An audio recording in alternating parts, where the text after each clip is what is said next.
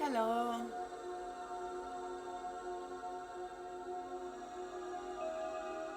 Let's turn this down a bit.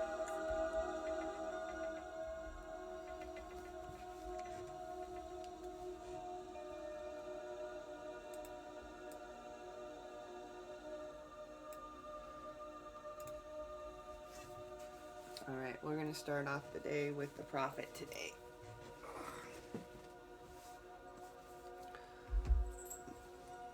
Get more comfortable.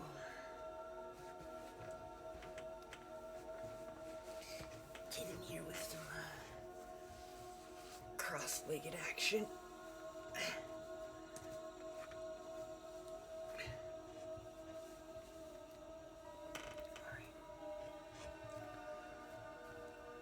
Just get rid of this pillow for now. Just for now. Alright.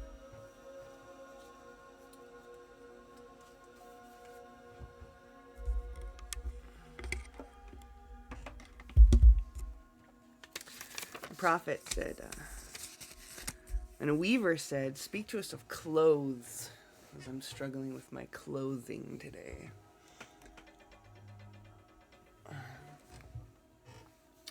And he answered, "Your clothes conceal much of your beauty, yet they hide not the unbeautiful. And though you seek in garments the freedom of privacy, you may find in them a harness and a chain. Would that you could meet the sun and the wind with more of your skin and less of your raiment, clothing. For the breath of life is in the sunlight, and the hand of life is in the wind. Some of you say, 'It is the north wind who has woven the clothes we wear.' And I say, 'Aye, it was the north wind, but shame was his loom, and the softening of the sinews was his thread. And when his work was done, he laughed in the forest. Forget not that modesty is for a shield against the eye of the unclean. And when the unclean shall be no more, what were modesty but a fetter and a fouling of the mind? And forget not that the earth delights to feel your bare feet, and the wind longs to play with your hair.'" And that's why in my heart, I'm a nudist, but because of, what did he say?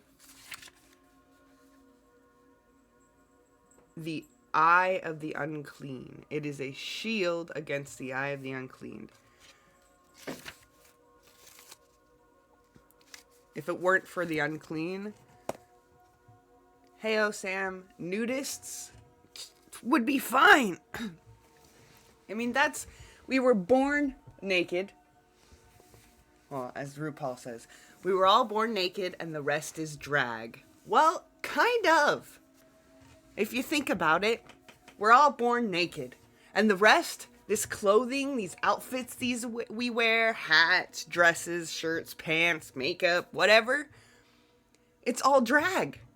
We are dressing in a character that we want to be perceived as. Go to work, we put on a suit and tie, and we want to be perceived as being professional. Perception. But what does that tuxedo wearer do? Does he go home and does he, get into sweats, relax? It's just another costume that we're changing into. We get off of our stage of our daily life and go home and get into another costume to be comfortable at home. But when we die, the coroner, he's going to see our naked body. And hopefully not have any unclean thoughts. I mean, I know there's some weird necrophiliacs out there that like dead bodies and whatnot, but hopefully we go into a coroner that is not looking at us uncleanly.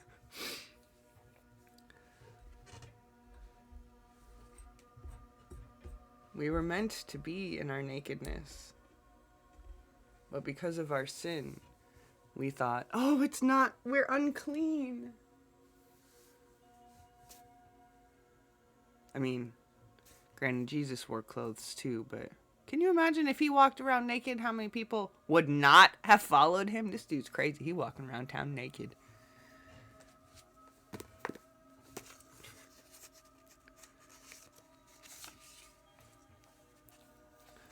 Just some comedy in our teachings this morning. All right. Next we have our message from God calling. The second shame. Well,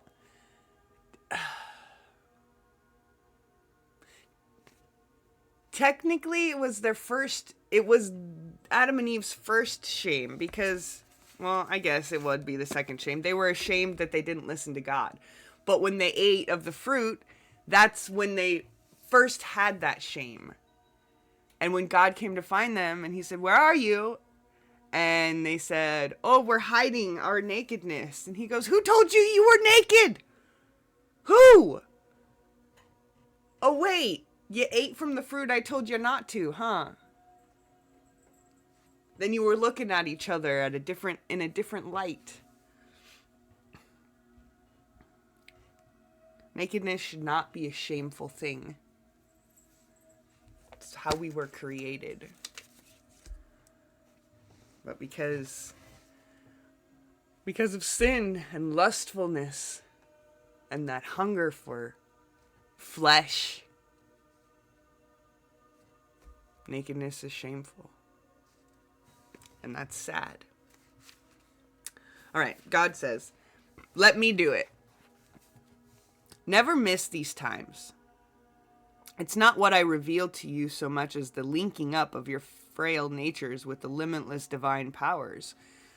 Already forces are set in motion. Only my will is coming to pass. And now God is blessing you very richly. You think that there is much to do in a crisis like this. There's only one thing to do. Link your lives onto the divine forces, and then it is as much my work to see those lives and their affairs run in an orderly, right manner as to see that tomorrow's sun rises. It is not passionate appeal that gains the divine ear so much as the quiet placing of the difficulty and worry into the divine hands. Meaning, it is not the, "Oh God, please help me, I don't know what to do, I'm lost, I'm broken, please, please." It's not that appeal that gains the divine ear, but it's the quietness. You just sit in your quietness and be like, "Okay, I know I can't do this. I know I can't do it anymore, but I know somebody who does. And I'm just going to sit real quiet and real still until I feel that presence." And that presence, it will be felt. So trust and be no more afraid than a child would be, who places its tangled skein of wool in the hands of a loving mother and runs out to play, pleasing the mother more by its unquestioning confidence than if it went down on its knees and implored her help, which would pain her the rather, as it would imply she was not eager to help when help was needed. Be like that child. Be like, "Okay, God, I don't know what I'm doing, but here you go. Now I'm just gonna not worry about it anymore, because you got it. You got it. You got it taken care of." And go on with your duties. For instance, I've always had people in my life worried about finances. "Oh, how are we gonna pay this bill? How are you gonna pay this bill?" And God will take care of it. Don't worry about it. I'll take care of it. That's what I used to tell my ex all the time. "Don't worry about it. I'll take care of it." But it wasn't me that will take care of it. I'll take care of it meant I'll ask God, I'll put it in God's hands, and I'm sure it'll be taken care of. And it always is. Just right in the nick of time that those finances come in. Not when you want them, but when you need them. You think you need a new boat? No, you don't need a new boat. But you might need a new windows in your house, because the cold just keeps coming in. Who knows? God knows. All right.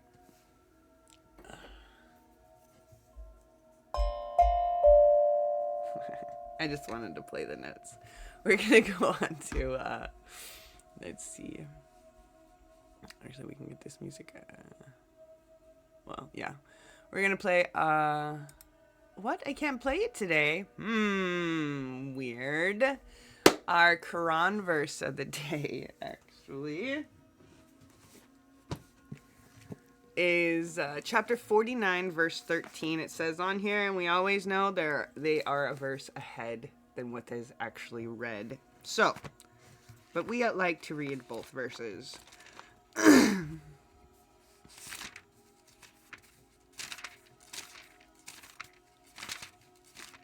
49, verse 13. But really, it's verse 12. And then wait.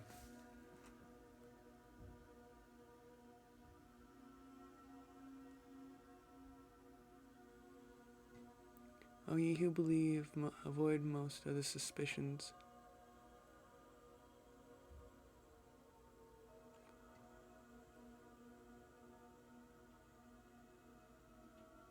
Oh, it's actually verse 12 and 13. All right. Verse 12. O ye who believe, avoid suspicion as much as possible. For suspicion, in some cases, is a sin. And spy not on each other, nor speak ill of each other. Oh, this is coming off of yesterday's verse.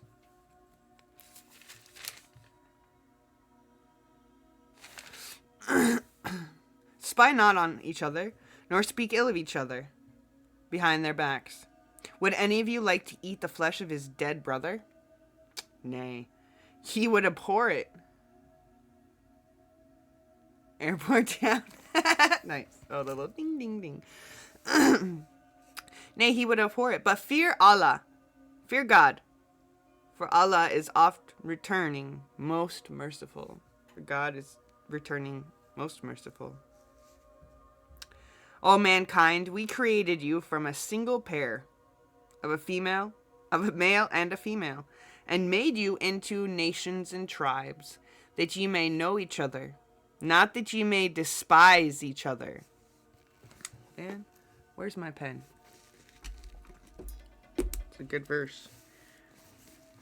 We made you, O mankind, we created you from a single pair, male and female, and made you into nations and tribes, that you may know each other.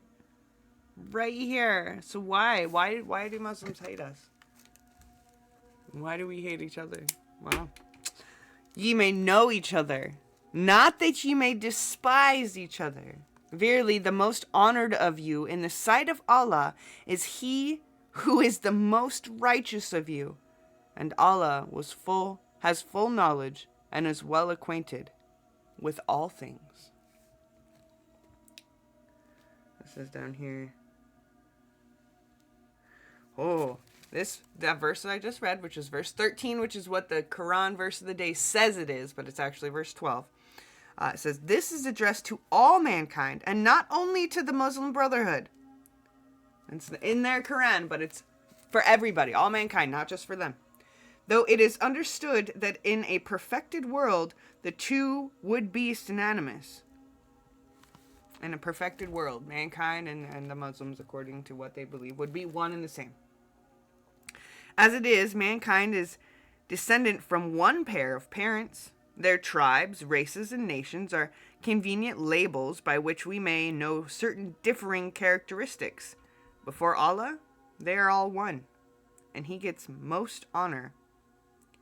And He gets most honor who is most righteous. This is that. Before Allah, they are all one. What? He created us from two, and many came. There was two became three, and three became four, and four became many. And it became unstoppable and uncontrollable.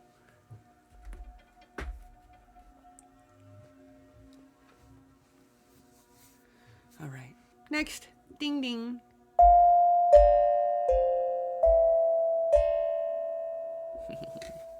I like the noise. So what did we learn? We were all created by two, from two, into many, and we should all get along. The flight is delayed. I love it. All right. The Bible verse of the day is, let us not become weary in doing good, for at the proper time we will reap a harvest if we do not give up. Galatians 6:9. Do not weary in doing good. Sometimes it becomes it. Personally, myself, sometimes I do get weary of doing good because I see all the meanness and the hatred and the yuckiness in the world, and I just, why? Why? But God doesn't weary in doing good for us. So why should we weary in doing good for others? Weariness is a part of life. Weariness is a part of ministry. Weariness is often part of being in a family. Weariness often overtakes us when we set our hearts on doing good for others. However, God's wonderful blessing renews, sustains, and rekindles us. He does it through the encouraging word of a friend. He does it through his presence in us, the Holy Spirit. He does it through songs that lift our hearts. He does it through scripture and prayer. So while our bodies and spirits may grow weary, let's not let our hands fall idle. If we serve with faithfulness, discipline, and integrity, God's grace will empower us through the Spirit to do what he's called us to do. Prayer for the day. Dear Holy God, creator of all that is and was and will be, we sometimes find ourselves weary and discouraged in our service to you, and especially in our service to others. Please convict our hearts when we've neglected sleep, exercise, or good eating habits. Help us to maintain those. We want to live a more balanced life and have the energy and the strength to better serve those who need our help. Please empower us so that we may seek to correct these problems in our life. Gently humble us in those times when we neglect our spiritual nourishment and seek to depend upon our own strength. We want to actively and effectively serve you, Lord, all the days of our life. In your holy name we pray. Amen.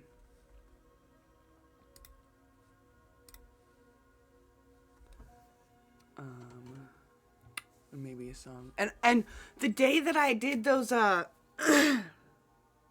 Carmen songs, only one of them got flagged, and it's not really affected anywhere else. So maybe we can do a song with words behind it today. Maybe, let's see.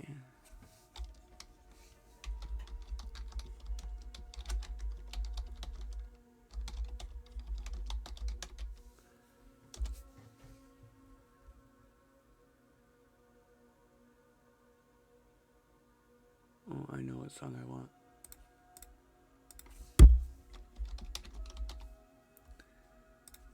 I love Sanctus Real, so we're going to sing some of them today.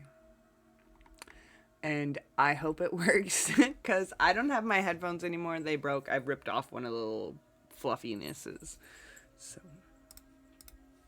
all right. Let's go to our Stoics before we do our Bhagavad Gita. Today is the 18th. Prepare for the storm. Oh, goody. Oh, wait. Airport sounds. Hold on.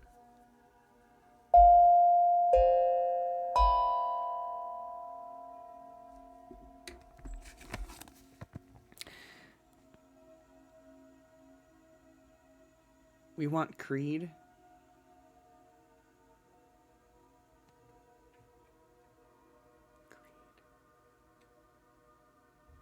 Creed or cred? The gate is open. Okay. Alright. This is the true athlete. The person in rigorous training against false impressions. Remain firm. You who suffer, don't be kidnapped by your impressions. The struggle is great, the task divine, to gain mastery, freedom, happiness, and tranquility. Epictetus. Epictetus also used the metaphor of a storm, saying that our impressions are not unlike extreme weather that can catch us and whirl us about. When we get worked up or passionate about an issue, we can relate. Let's just think about the role of the weather in modern times. Today, we have forecasters and experts who can fairly accurately predict storm patterns. Oh yes, the struggle is real. And scripture does say the struggle is real. They can kind of predict the storm patterns. Today, we're defenseless against a hurricane only if we refuse to prepare or heed the warnings. Right. If we don't have a plan, if we ever learn how to put up the storm windows, if we never learn how to put up the storm windows, we will be at the mercy of these external and internal elements. We're still puny human beings compared with 100-mile-per-hour winds, but we have the advantage of being able to prepare, being able to struggle against them in a new way. It's kind of like our life. You know, if we prepare by being strong in our faith, by having that confidence that the Spirit gives us, we can weather any storm, anything. Even if you're not really religious or spiritual, if you prepare yourself emotionally to weather these storms, arguments in life with our partners, with our friends, coworkers, just feeling the emotions even, we're better prepared, such as using DBT or EBT skills, or even emotional regulation.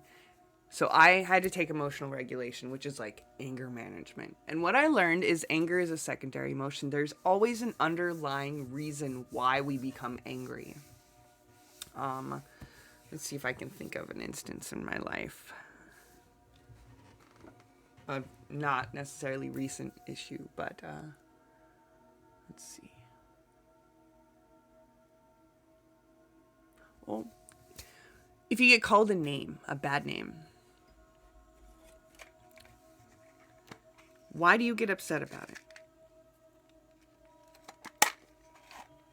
Well, in the past, I had a partner who would call me a cunt. It was his favorite word, but I hate that word. Unless, of course, it's my British personality and she can say it without fucking any cause. But I'd be called this, or even he would call me crazy. And why would I get offended by this? Well, because I felt disrespected. I felt inadequate. It felt less than. And what I learned in emotional regulation class is to question that. Like, what are these core values that everybody is born with? Well, we're each born with it's not necessarily a core value or a core belief. And we learn about those in Inside Out too. It may be a kid's movie, but dude, it teaches you about emotional regulation. And our core, and how we create these core beliefs. And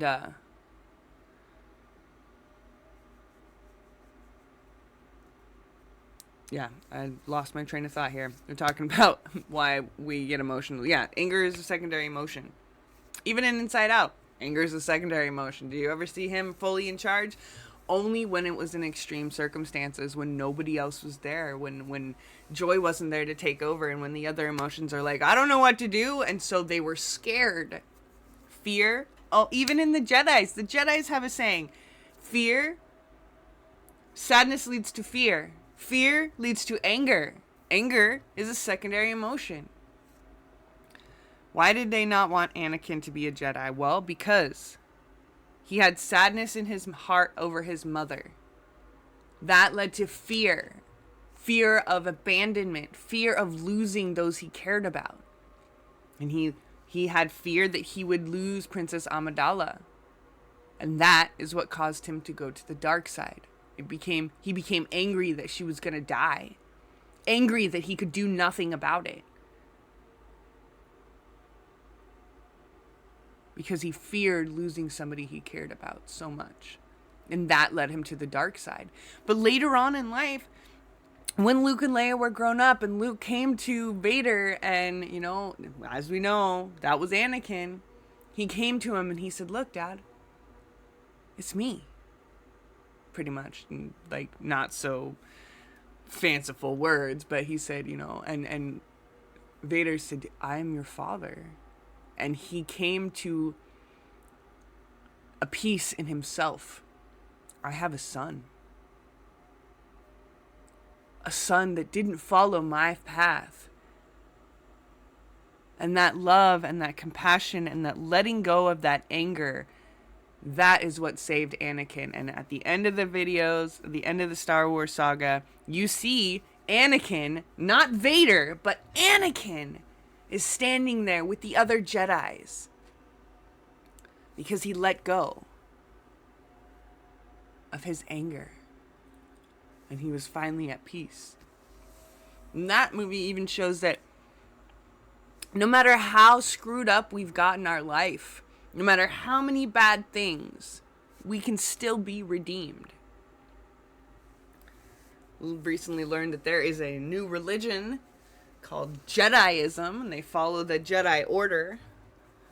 And you know, that it's pretty cool, you know, these people that are creating all these religions based off stuff, and that's great. But they're just separating themselves even farther.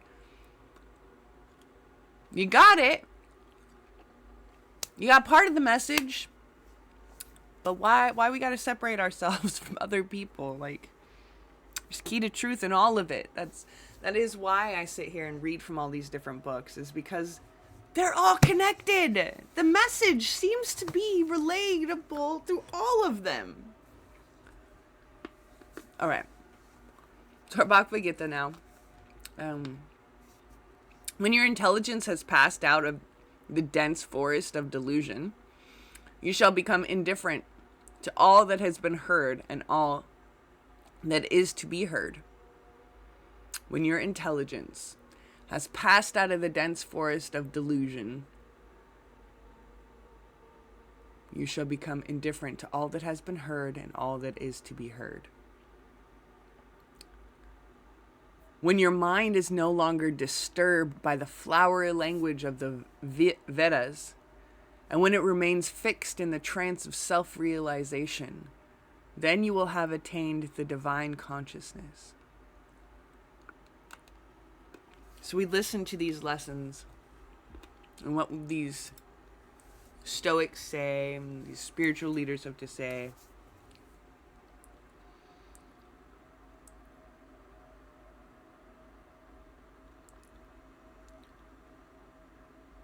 And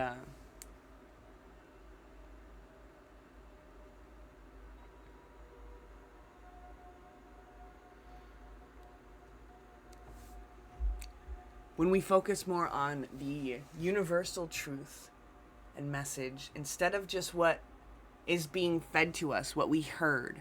Even me, like, I'm not perfect. And I'm not going to claim to be perfect. And it took me a long time to even accept the fact of what God wanted me to do, and spreading these messages of all these different books. But I'm just a conduit. I am just a messenger. And you can take what I say, or you could leave it. It doesn't bother me. What I am here is just for you guys to find that inner peace, that message, that connectedness to something greater. Lastly, we have the Torah to read today, and then we will get some music going.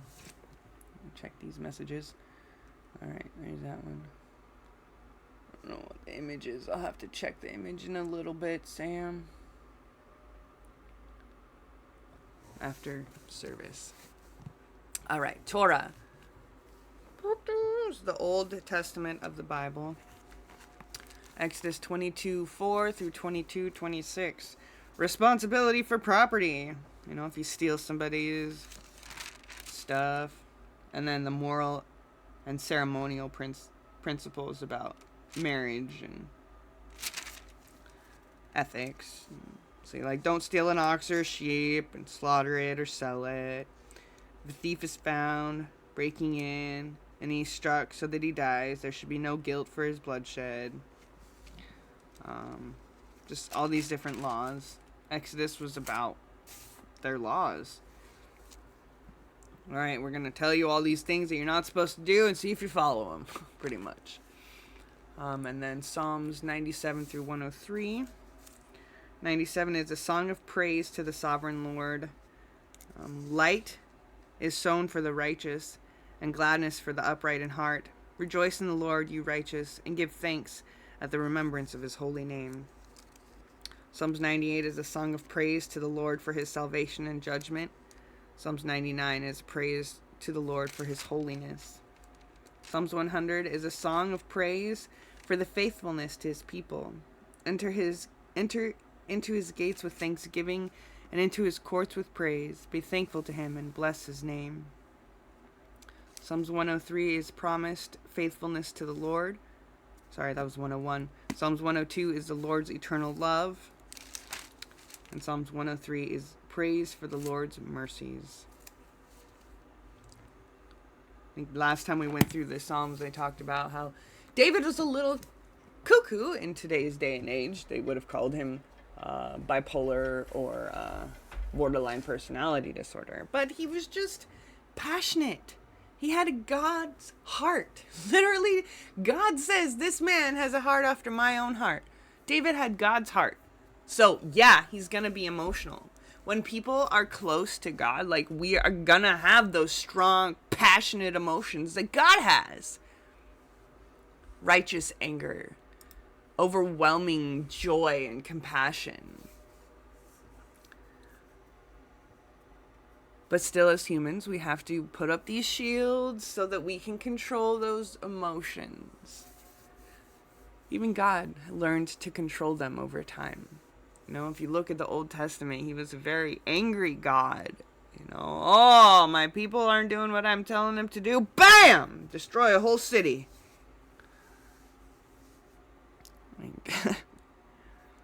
Oh, they don't want to do. I've rescued them numerous times. They still don't want to do what they're supposed to do. Bam! They're in exile. Like, oh, they finally love me again, huh? Okay. Bam! Take out their enemies. New Testament God is like, oh, you know what? They're just not learning this way. This bam, this dark, this horrible, strict discipline. Look at society, even. We had parents years and years and years ago who would beat their children with whips and belts and 2x4s or whatever they could get their hands on. Did it work? No. We might have had people that appeared to be more respectful, but what kind of bullshit did they do behind doors? What kind of criminals did they grow up to be? So we change our parenting style to be softer parenting, gentler parenting, they call it, gentle parenting. Well, we need a little bit of both. But God did that too. God was this hard, strong right hand of God. And he said, that's just not working. How am I going to get through to these people that I love them? And I just want them to love me as much as I love them. How? And the little buddy next to him said, hey, God, can I give it a try? Can I try to show them how much we love them? God said, sure. Okay. That's all good, Sam. There's not much to see right now, more of a hearing. So God said, okay, we'll try it. Try it this other way. Let's go die for these people. Let's go literally walk with them again and set an example of how we want them to live. See if that works. It kind of worked. But it kind of didn't. Anyway, let's do this song. All right. It's called Lead Me by Sanctus Real. Oh, start it from the beginning. And I want lyrics. No, I want lyrics. Thank you. Oh, wait. Wait. One more. Before I do the song, it's...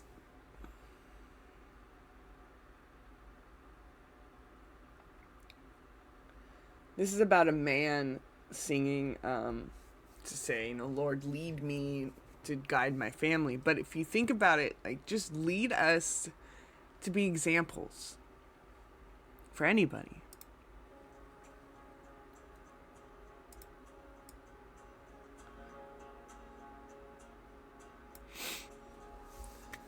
I look around and see my wonderful life, almost perfect from the outside. In picture frames, I see my beautiful life, always smiling, but on the inside, oh, I can hear her saying, lead me with strong hands, stand up when I can't, don't leave me hungry for love, chasing dreams.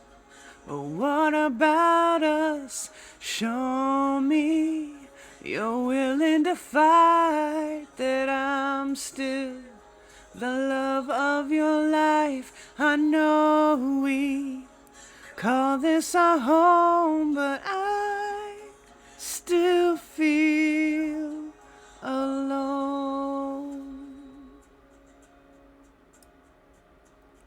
I see your faces, look in their innocent eyes. They're just children from the outside. I'm working hard, I tell myself they'll be fine, independent, but on the inside, oh, I can hear them saying, lead me with strong hands, stand up when I can't, don't leave me hungry for love, chasing dreams. What about us? Show me you're willing to fight, that I think the love of your life. I know we call this our home, but I still feel alone. So Father, give me the strength to be everything I'm called to be. Oh Father, show me the way to lead them. Won't you lead me to lead them with strong hands, to stand up when I can't, don't wanna leave them hungry for love, chasing things. Oh, I could give up, I'll show them I'm willing to fight, that I have them the best of my life. We can call this our home, leaving, 'cause I can't leave this alone.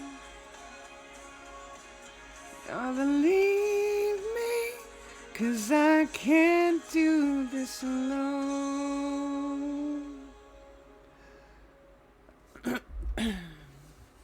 Alright. The only song we're gonna sing today. Maybe.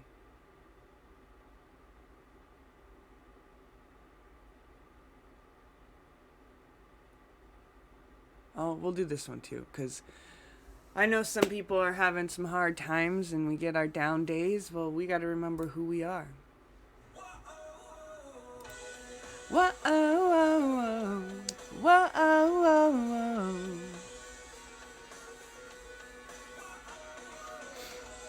Whoa, whoa.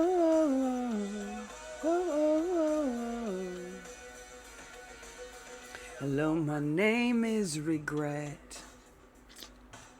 I'm pretty sure we have met. Every single day of your life, I'm the whisper inside that won't let you forget. Hello, my name is Defeat. I'm ready, you should recognize me. Just when you think you can win, I'll drag you right back down again till you lost all belief. Oh, these are the voices. Oh, these are the lies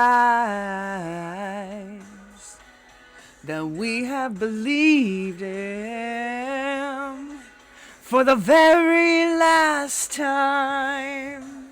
Say hello, my name is Child of the One True King. I've been saved, I've been changed, I have been set free. Amazing grace is the song I sing. Hello, my name is Child of the One True King. Whoa, whoa, whoa, whoa, whoa, whoa.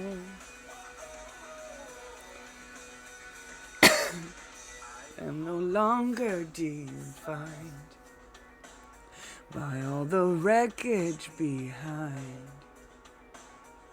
One who makes all things new has proven it's true.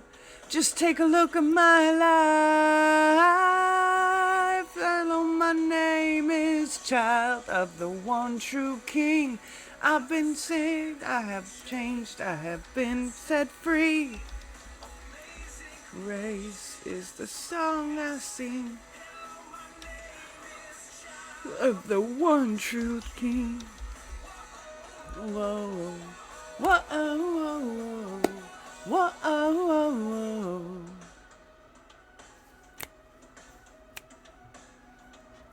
Love the Father has lavished on us, so we can be called His children. The child of the one true King. What love the Father has lavished on us, that we might be called His children. Name is Child of the One True King. I've been changed, I have been set free. Amazing grace is the song I sing. I know my name, Child of the One True King. Yeah, oh, oh, oh, oh, oh, oh, oh, oh, oh, oh. I'm a child of the One True King. Whoa, whoa, whoa. All right, and one more thing after that song, we're gonna play this one. This one is it's a spoken word. It's called Dear Anxiety, and it's by Clay Jennings. Just listen to it, okay, guys? Because it might relate to how you feel. And this will be the end of it for the day.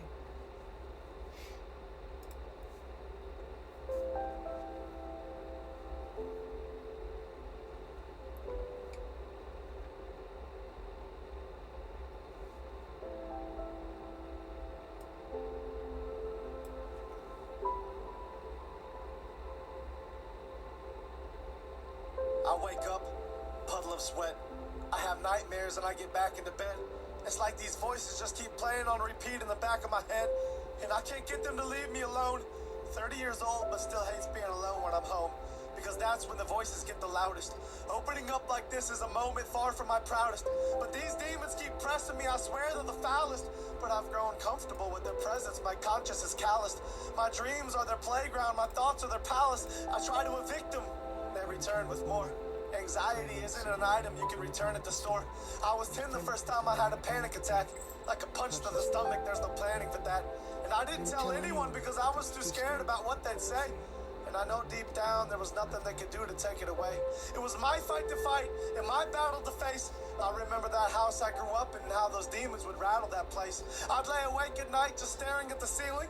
I've spent my whole life trying to run from that feeling of being lonely, that feeling of being lost, that feeling of being sick when the lights turn off, that feeling of being depressed, that feeling of being anxious, that feeling of screaming at God, begging him to take this, only to get silence in return. I'd lay in that bed crying and I'd toss and I'd turn. And I'd turn and I'd toss to this day. The doctors gave me medication, the pastor said pray. I tried both and this anxiety still hasn't gone away.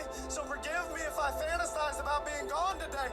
I'm an actor who got really good at being on today. But when I turn off, I go right back into the shadows. I'm in the deep end now, but I started in the shallows. And I might just drown myself in these waves. Suburban hell, these homes are all graves. Everyone's coping with something but won't admit it. They're all too afraid. And these kids 5 are minutes. glued to watching me. What do I say? Right. If I'm honest with them, maybe they won't think highly of me. Everything they want me to be is what I'm dying to be. But everything I really am is what I'm not trying to be. I want them to know that they're not alone in their struggles. I wake up in tears and fall back asleep in those puddles. And I don't think I'll ever get out of this valley I'm in. Terrified that all along God has tallied my sins. And if He has, the number must be astronomical. My life is a joke and you keep reading just past the comic. Because everything you think that I am is far from the truth. I wish I could open up to you and just let loose. But my vocal cords get tight when the devil pulls on this noose. And then I'm back to keeping everything bottled up inside. But He's not gonna keep me from pulling the throttle back this time. He's not gonna keep me trapped like this. I can't get out of bed, I was never made to act like this. I'm packing up my bags and He can't stop me from running fast like this. I'm not gonna be a slave to these voices of anxiety. I'm showing the devil back, and every time that he lied to me, I'm taking the belt to these demons who whisper despair in my ear. I'm ignoring every naysayer who stands and stares when I'm near. I'm moving forward out of this slump. I took my bruises, I took my lumps. I fell down, I got right back up. So give me a torch and I'm gonna light that up. I'm setting fire to the devil and I'm Dousing these demons in gasoline. Look at me now. Now you're not laughing at me. Who's the one who's being tortured and punked? Now who's the one who's closing every door that I want? Now who's the one watching the others burn in the ground? Don't look away from me. You better turn back around. I'm not done talking to you now. I'm watching your moves. I'm on your back and I'm stalking you too. When you try to ruin some other kid's life, I'm stopping you too. Took 30 years of my life and I can't get that back. You told me to end my life and I nearly got killed for that. You took me down and I bounced right back. I was lost then and I got found like that. And everything you told me I wasn't, someone told me I was. Everything you hated in me, someone new told me he loves. When you told me to kill me in depression and anxiety, you reached out and placed hope deep inside me. See now that the devil can't hold me. And I'm demanding a refund of every lie that you told me. Sooner or later. And I found my escape in the form of a savior.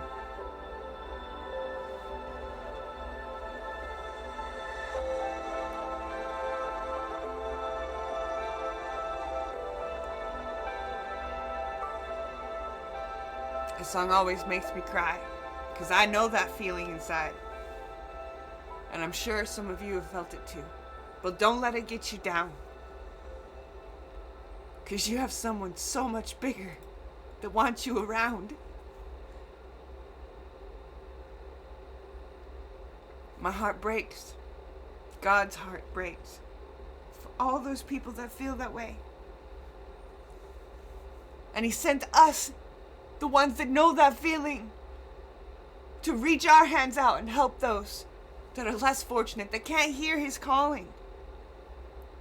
They're so far deep in that dirt and that muck. They've got beaten down for so long that they can't hear that wonderful voice that says, "You are loved. I love you."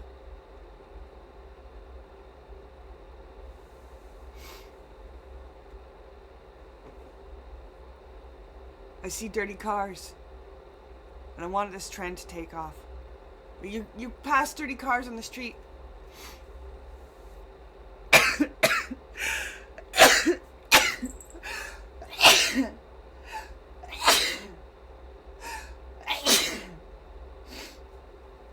The dust on the cars. And I know you got those inner voices that wash me. Why not lick your finger and say, you are loved. You are heart D.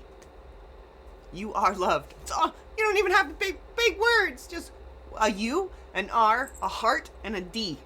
You are loved. Nobody has to know who did it. You remain anonymous, but you give words of encouragement. I hope you guys have a wonderful day. If you need me, you know how to get a hold of me. If not, I hope you have a wonderful day, and I'll see you next time. Until next time, blessings unto you. And remember to spread that love around.